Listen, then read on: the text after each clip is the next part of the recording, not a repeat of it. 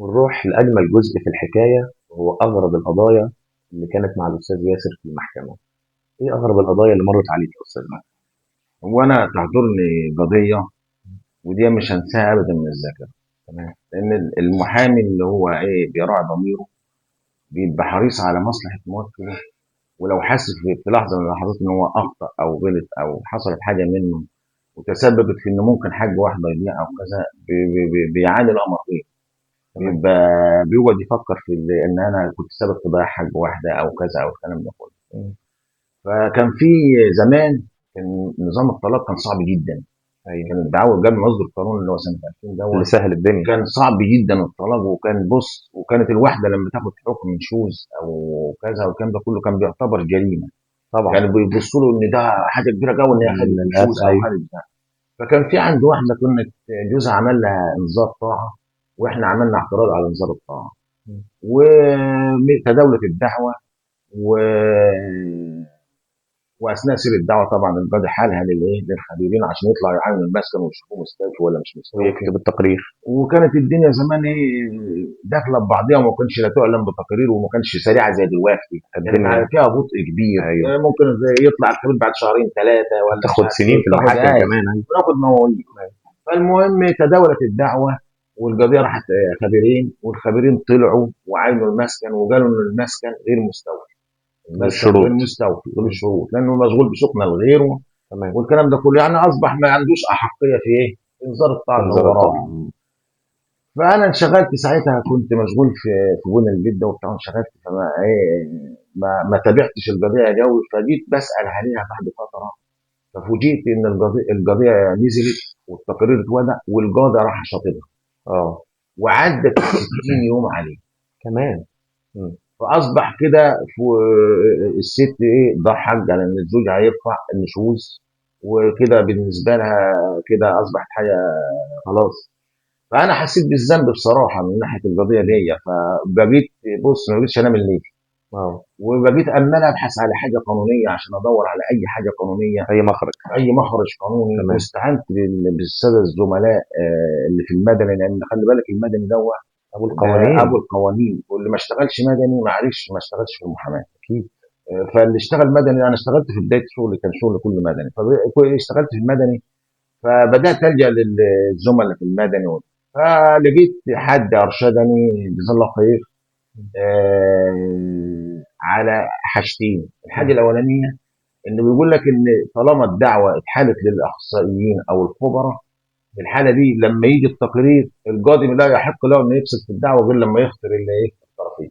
تمام. لازم يخطر الطرفين بيدعي تقرير واحنا كان عندنا الخبير. طرف وانا ما كنتش اخترت لا ده اخطر ولا ده اخطر، تمام. والمحكمه حجزت للحكم ابو شطبتها.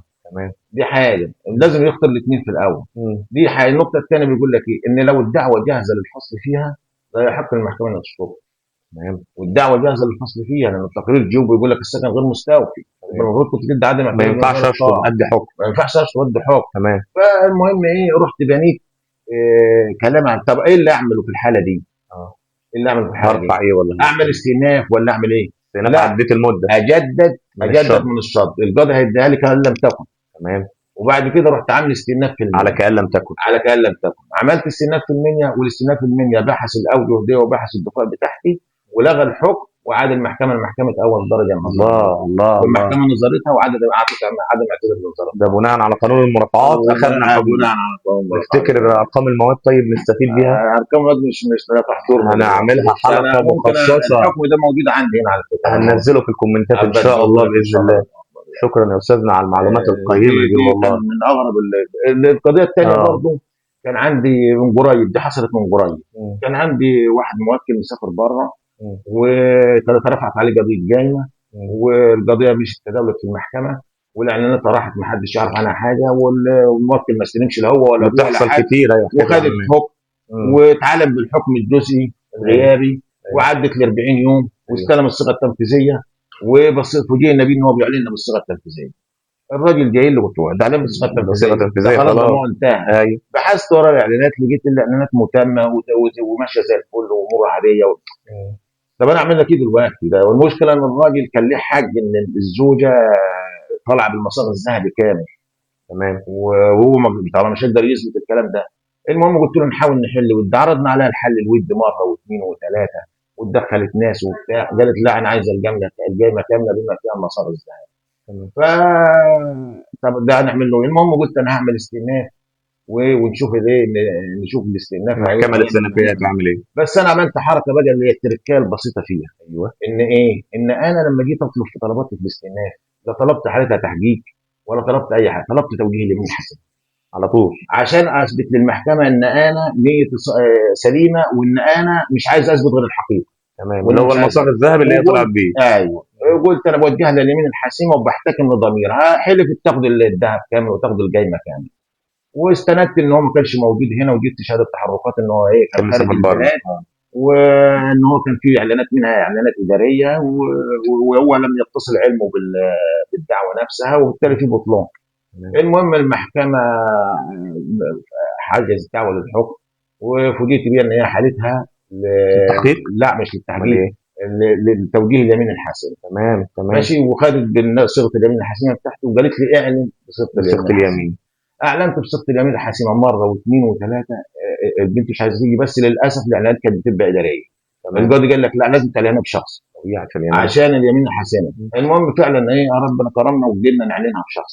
تمام. لما اعلنها بشخص حضر المحامي بتاعها مم. ودفع بعدم جواز نظر الاستئناف لرفعه بعد الميعاد، تمام. وقدم الاعلان بتاع الحكم اللي هو ايه الجزئي والكلام ده الاعلانات اللي احنا ما نعرفش عنها اي حاجة. هاي. القاضي حس ان احنا ايه كده، قال له طب يا استاذ هات هتحلف، ولو حلفت نديك حكم وخلاص، بالظبط لو نديك كده. اللي انت عايزه. هاي. اجل له ان هو يجيبها مره واثنين، مش عايزة الزميل تحلف. المحامي ما جاش.